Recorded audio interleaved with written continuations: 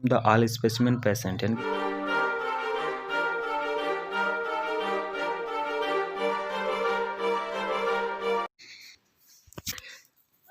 Hello दोस्तों, welcome my YouTube channel Kumar Manish education में आपका बहुत बहुत स्वागत है। आज हम आ गए हैं अपनी नई वीडियो के साथ।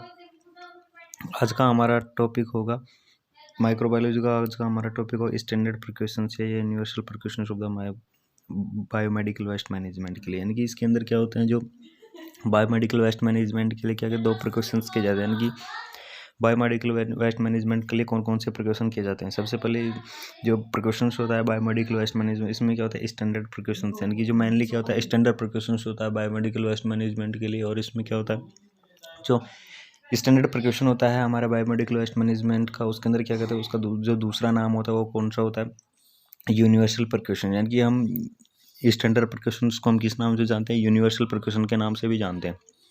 ओके, स्टैंडर्ड प्रिकॉशन या यूनिवर्सल प्रिकॉशन होता है हमारे जो बायोमेडिकल वेस्ट मैनेजमेंट का। इसमें ये क्या होता है, एक माइक्रोबायोलॉजी का एक टॉपिक होता है। तो हम चलते हैं, हमने जो वीडियो होती है हम इसको स्टार्ट करते हैं। सबसे पहले देख लेते हैं कि बायोमेडिकल वेस्ट क्या होता है। यानी कि बायोमेडिकल वेस्ट को हम किस नाम से जानते हैं, हॉस्पिटल वेस्ट के भी नाम से जानते हैं। तो बायोमेडिकल वेस्ट होता क्या है, बायोमेडिकल वेस्ट में क्या होता है, जो भी हॉस्पिटल फैसिलिटी, यानी कि जो हॉस्पिटल फैसिलिटी लाइक जैसे किचन वगैरह से जो भी वेस्ट निकलता है उसे हम बायोमेडिकल वेस्ट या हॉस्पिटल वेस्ट के नाम से जानते हैं। ठीक है, biomedical waste are divided into two types. यानी कि जो बायोमेडिकल वेस्ट होता है या हॉस्पिटल वेस्ट होता है उसे हम किस नाम से जानते हैं, दो भागों में डिवाइडेड किए जाते हैं। ठीक है, दीज आर फॉलो बिलो। यानी कि कौन कौन से वो भाग होते हैं। एक तो फर्स्ट क्या होता है इन्फेक्शियस वेस्ट होता है, एक होता है नॉन इन्फेक्शियस वेस्ट। यानी कि जो बायोमेडिकल वेस्ट होते हैं उन्हें टू टाइप्स के अंदर डिवाइडेड किए जाते हैं। और जो वो टाइप्स कौन कौन से होते हैं, फर्स्ट टाइप होता है इन्फेक्शियस वेस्ट, दूसरा टाइप होता है non infectious waste. Okay guys, उसके बाद देख लेते हैं जो इन्फेक्शियस वेस्ट होता है वो क्या होता है।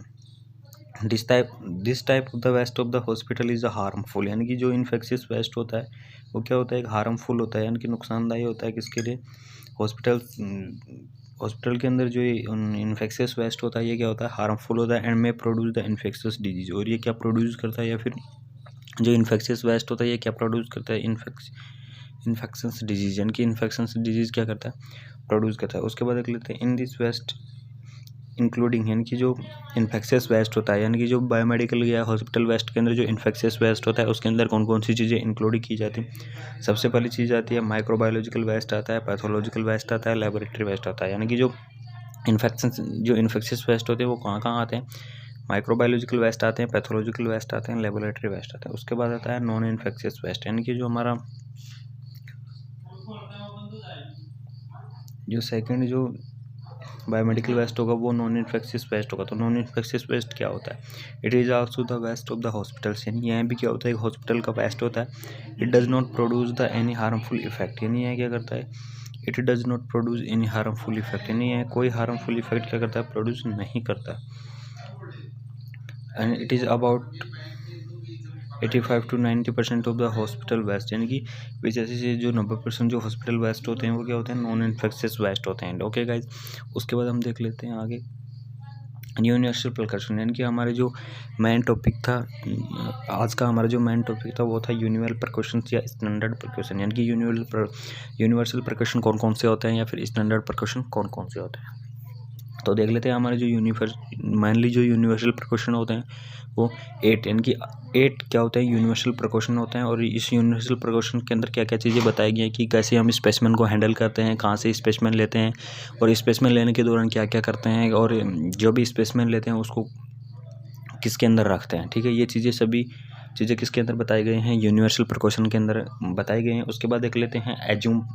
सबसे पहली चीज़ आती है assume the all specimen patient. यानी कि क्या करते हैं, एज्यूम यानी जो भी पेशेंट के जो भी स्पेसिमेन होते हैं, यानी जो भी सैम्पलिंग वगैरह होती है उन सब वो एज्यूम करते हैं, जो भी इन्फेक्शंस होते हैं फॉर किसके लिए, HIV ब्लड ब्रोन पैथोजेंस। यानी कि HIV ब्लड, यानी कि जो भी डायग्नोस देखते हैं HIV ब्लड के लिए उन सभी के लिए क्या करते हैं, हमारे जो स्पेसिमेन होते हैं पेशेंट्स के उन सभी को क्या करते हैं, इन्फेक्शंस को कहते हैं एज्यूम करते हैं। उसके बाद देख लेते हैं जो सेकंड टॉपिक होता है वो क्या होता है, ऑल ब्लड स्पेसिमेन और body fluid should be placed. यानी कि जो भी स्पेसिमेन लेते हैं, यानी कि यूनिवर्सल प्रिकॉशंस कौन कौन से कहते हैं, जिस दौरान हम क्या करते हैं, जो भी ब्लड सैंपल लेते हैं या भी जो भी स्पेसिमेन लेते हैं उनको क्या करते हैं, pellets in the leak proof bag. यानी कि जो भी सैंपल वगैरह लेते हैं उनको कहाँ पर पैलेट्स करते हैं या कहाँ पर रखते हैं, लीक प्रूफ बैग्स, यानी कि लीक प्रूफ बैग के अंदर रखते हैं किसके लिए, ट्रांसफॉर्मेशन ऑफ द लेबोरेटरी, यानी कि लेबोरेटरी तक पहुंचाने के लिए उसको अंदर कहाँ पर रखते हैं, लीक प्रूफ बैग के अंदर रखते हैं, ठीक है।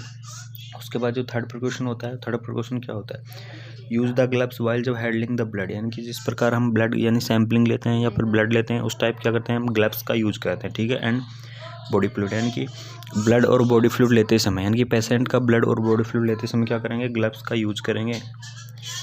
And other object expose to them, और कोई भी ऑब्जेक्ट्स वगैरह लेते हैं या फिर कोई भी स्पेसिमेन लेते हैं उनको एक करते हैं ग्लव्स के द्वारा यूज करते हैं उस दौरान, ठीक है। उसके बाद देख लेते हैं the contaminated the laboratory work surface with appropriate disinfection after the spillage of the food and other body fluids or when the procedures are the complete. जो फोर्थ जो स्टैंडर्ड प्रिकॉशंस होता है वो क्या होता है, the contaminated the laboratory work, यानी कि जो भी कंटामिनेटेड वर्क होते हैं लेबोरेटरी से संबंधित जो भी कंटामिनेटेड सरफेस होते हैं उनको क्या करते हैं, डिसइंफेक्ट करते हैं, यानी कि उसे after the spillage of the food and, यानी कि जो भी बॉडी फ्लूइड या कोई भी बॉडी फ्लूइड होता है या फूड होता है, अगर जो लेबोरेटरी जो लेबोरेटरी सरफेस होती है अगर वो इन्फेक्शियस हो जाती है तो उसे हम क्या करते हैं, डिसइंफेक्ट करते हैं, यानी कि डिसइंफेक्ट करते हैं व्हेन जब प्रोसीजर कंप्लीट, जब प्रोसीजर क्या होती है, कंप्लीट हो जाती है।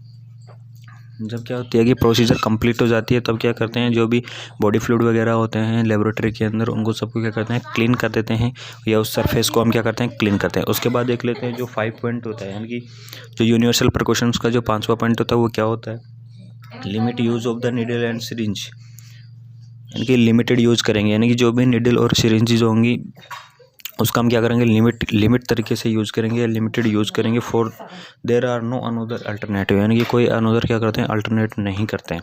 उसके बाद देख लेते हैं जो 6 पॉइंट होता है हमारा, यानी कि यूनिवर्सल प्रिकॉशंस का जो 6 पॉइंट होता है, यूनिवर्सल प्रिकॉशंस का जो 6 पॉइंट होता है, यूनिवर्सल प्रिकॉशन का जो 6 पॉइंट होता है वो क्या होता है, यानी कि safety should be maintain for the laboratory work, यानी कि जिस टाइम हम लेबोरेटरी वर्क करते हैं या जिस टाइम हम लेबोरेटरी का काम करते हैं उस टाइम क्या करें, सेफ्टी सबसे पहली चीज़ होती है, तो हम क्या करेंगे, सेफ्टी शुड बी मेंटेन, यानी कि सेफ्टी को क्या करेंगे, मेंटेन करते रहेंगे या फिर सेफ्टी को मेंटेन रखना होगा जिस टाइम हम क्या करेंगे, लेबोरेटरी वर्क करेंगे। यानी कि कुछ इंपॉर्टेंट जो यूनिवर्सल प्रिकॉशन होते हैं लेबोरेटरी वर्क के दौरान वो बताए गए हैं, या जो भी स्पेसिमेन ब्लड सैंपल रहते हैं उस दौरान बताए गए हैं। उसके बाद देख लेते हैं हमारा जो अगला यूनिवर्सल प्रिकॉशन था, यानी कि 7 नंबर का जो यूनिवर्सल प्रिकॉशन था वो क्या था, यानी कि all contaminated material of the laboratory should be decontaminated. Okay guys, यानी कि ऑल कंटामिनेटेड मटेरियल, यानी जो भी लेबोरेटरी के अंदर जो भी कंटामिनेटेड मटेरियल हैं या भी जो भी इन्फेक्शियस मटेरियल हैं उन सबको क्या करेंगे, डिकंटामिनेटेड, यानी शुड बी डिकंटामिनेटेड, उन सभी को हम क्या कर देंगे, डिकंटामिनेटेड कर देंगे। उसके बाद देख लेते हैं जो लास्ट प्रिकॉशन क्या होता है, 8, यानी कि 8 नंबर का प्रिकॉशन कौन सा होता है, 8 नंबर का प्रिकॉशन है always wash hand after the completely work, यानी कि जब वर्क कंप्लीट हो जाता है तो क्या करेंगे, वॉश द हैंड जो भी हाथ होते हैं उनको अच्छे तरीके से साफ़ करेंगे। Okay guys, always wash the hand after the completely work, यानी कि कम्प्लीटली वर्क होने के बाद क्या करेंगे, हैंड को वॉश करेंगे and remove all protective cloth, यानी कि रिमूव करेंगे किसको, जो भी प्रोटेक्टिव क्लॉथ्स होते हैं उनको रिमूव करेंगे बिफोर लिविंग द लेबोरेटरी, यानी कि लेबोरेटरी को लिविंग करने से पहले जो भी प्रोटेक्टिव क्लॉथ थे उनको सभी को वहीं पर ही छोड़ देंगे या फिर हैंड वॉश करेंगे, यानी कि अच्छी तरीके से वर्क कंप्लीट होने के बाद अच्छे तरीके से क्या करेंगे, हैंड वॉश करेंगे। उसके बाद देख लेते हैं एक टॉपिक और देख लेते हैं इसके अंदर स्टैंडर्ड प्रिकॉशंस के बाद देख लेते हैं सेग्रेगेशन ऑफ द वेस्ट, यानी कि सेग्रेगेशन ऑफ द वेस्ट, यानी कि सेग्रेगेशन ऑफ द वेस्ट का मतलब यही होता है कि जो भी वेस्ट होता है हॉस्पिटल के अंदर जो भी वेस्ट होता है उनको क्या करते हैं हम अलग अलग करते हैं, यानी कि अलग अलग डिफरेंट टाइप का जो वेस्ट होता है उनको हम क्या करेंगे, डिफरेंट बैग के अंदर रख देंगे या डिफरेंट बैग के अंदर जो भी वेस्ट होता है उनको डालते हैं। तो देख लेते हैं हम सेग्रेगेशन ऑफ द वेस्ट, यानी कि वेस्ट का सेग्रेगेशन क्या करते हैं, किस प्रकार से करते हैं। सबसे पहली चीज़ क्या होती है, prior to treatment and dispose of waste it is important segregate the waste, यानी कि ट्रीटमेंट एंड डिस्पोज, यानी सबसे पहले प्रायोरिटीज़ क्या होती है वेस्ट के अंदर, यानी उसका ट्रीटमेंट कर लेते हैं या फिर उसको डिस्पोज कर लें, यानी कि उसका ट्रीटमेंट करने के बाद अगर वेस्ट को डिस्पोज करते हैं तो सबसे पहली प्रायोरिटी यही होती है कि उसको डिस्पोज करें। यही क्या होता है, ये इम्पोर्टेंट सीक्रेट होता है, यानी कि वेस्ट का एक इम्पोर्टेंट सीक्रेट यही होता है। उसके बाद देख लेते हैं segregation of the waste are divided into 4 types, यानी कि जो सिग्रेशन होता है वेस्ट का उनको 4 टाइप्स के अंदर डिवाइडेड किए जाते हैं, यानी कि जो सिग्रेशन का वेस्ट होता है उसको 4 टाइप के अंदर डिवाइडेड किए जाते हैं। वो 4 टाइप कौन कौन से होते हैं देख लेते हैं। वो 4 टाइप्स होते हैं। सबसे पहला जो सिग्रेशन ऑफ द वेस्ट होता है वो येलो बैग होता है, सेकंड होता है रेड प्लास्टिक बैग, थर्ड होता है ब्लू प्लास्टिक बैग और लास्ट होता है ब्लैक बैग या फोर्थ होता है ब्लैक बैग। ओके गाइज, यानी कि जो सिग्रेशन ऑफ द वेस्ट के अंदर क्या होते हैं, ये 4 बैग थे।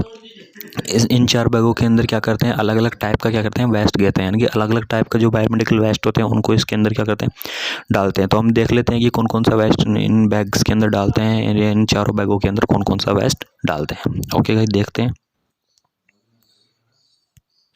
सबसे पहले देख लेते हैं हम येलो बैग क्या होता है, यानी कि येलो बैग क्या होता है और इसके अंदर किस प्रकार का वेस्ट डलता है। सबसे पहली चीज़ देखते हैं येलो बैग। येलो बैग के अंदर क्या होता है, yellow plastic bag include human anatomical and pathological waste, यानी कि जो येलो प्लास्टिक बैग होता है हमारा उसके अंदर क्या इंक्लूड किया जाता है, इसके अंदर एनाटॉमिकली एंड पैथोलॉजिकल वेस्ट, यानी कि एनाटॉमिकल और पैथोलॉजिकल वेस्ट क्या करते हैं येलो बैग के अंदर क्या करते हैं इंक्लूड किए जाते हैं। And directly dispose for the incineration, यानी इसे क्या करते हैं इंसिनेशन यानी कि जला दिए जाते हैं, डायरेक्टली डिस्पोज कर दिए जाते हैं इंसिनेशन के द्वारा। ठीक है, यानी अदर कुछ चीज़ें जैसे सॉलिड बैंडेज हो गया, सॉलिड कॉटन स्वैब होगा, ये चीज़ें भी क्या करते हैं येलो बैग के अंदर रखते हैं। उसके बाद देख लेते हैं येलो बैग के बाद हम अगला करते हैं रेड प्लास्टिक बैग, यानी कि येलो बैग के बाद क्या करते हैं रेड प्लास्टिक बैग करते हैं। तो रेड प्लास्टिक बैग के अंदर क्या होता है, red plastic bag having the infectious material, यानी कि जो हमारा रेड प्लास्टिक बैग होता है, जो हमारे रेड प्लास्टिक बैग होता है उसके अंदर क्या कहते हैं इन्फेक्शियस मटेरियल, यानी कि जो भी हॉस्पिटल के अंदर जितने भी प्रकार के इन्फेक्शन से संबंधित जो भी वेस्ट होता है या जो भी इन्फेक्शियस मटेरियल होता है उनको क्या करते हैं रेड प्लास्टिक बैग के अंदर इंक्लूडिंग करते हैं। तो वो इन्फेक्शियस मटेरियल कौन कौन से होते हैं, प्लास्टिक बैग हो गया, सिरिंज होगी एंड प्लास्टिक ट्यूब, यानी कि जैसे प्लास्टिक बैग हो गया, प्लास्टिक ट्यूब हो गई, सिरिंज होगी विदाउट नीडल्स। ओके, इस टाइप का जो भी वेस्ट होता है या इन्फेक्शियस वेस्ट होता है वो क्या करते हैं रेड प्लास्टिक बैग के अंदर रखते हैं। उसके बाद देख लेते हैं हम थर्ड जो सिग्रेशन होता है वेस्ट का वो होता है ब्लू प्लास्टिक बैग, यानी कि ब्लू प्लास्टिक बैग के अंदर कौन कौन सा वेस्ट डालते हैं या कौन कौन सा वेस्ट इंक्लूड किया जाता है।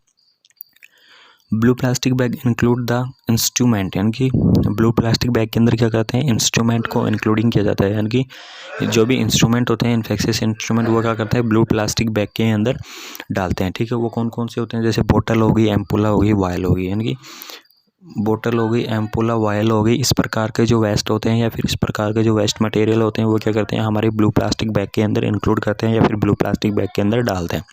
उसके बाद देख लेते हैं हम जो 4 टाइप का होता है, यानी ब्लैक बैग। ब्लैक बैग के अंदर क्या चीज़ें डालते हैं, black plastic bag use for the gown और नॉन इन्फेक्शियस मटेरियल, यानी सबसे पहले यही कहेंगे हम कि जो हमारे ब्लैक प्लास्टिक बैग होता है, यानी कि ब्लैक बैग के अंदर क्या कहते हैं नॉन इन्फेक्शियस मटेरियल, यानी हॉस्पिटल के अंदर जितनी भी नॉन इन्फेक्शियस वेस्ट होता है उन सभी को हम क्या करते हैं ब्लैक बैग के अंदर ही डालते हैं।